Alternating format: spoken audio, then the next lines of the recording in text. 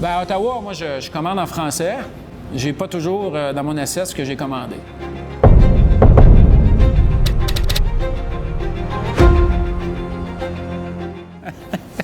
Le Canada, c'est pas un pays bilingue. J'ai fait mon premier comité parlementaire où le président, Marc Garneau, un astronaute bien connu, est un député du Québec.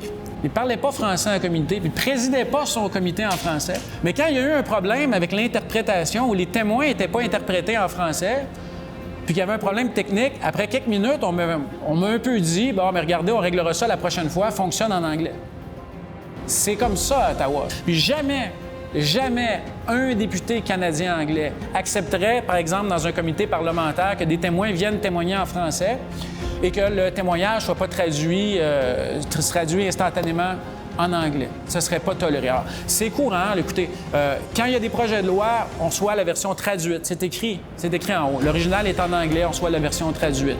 Quand on est en comité, il faut qu'on se batte à chaque comité, à chaque période de questions pour que l'interprétation fonctionne, pour que les travaux s'arrêtent pour le corriger. Les députés libéraux du Québec parlent anglais en Chambre. Ils s'adressent en anglais en Chambre. Quand on parle des lois sur la langue officielle, les députés du Québec du Parti libéral se lèvent en Chambre pour parler du français en anglais. Le fédéral, c'est ça. Le Canada, c'est ça. Le français, pour eux, c'est pas important. Le français, pour eux, c'est une façade. Et pour le Bloc québécois, bien, c'est fondamental.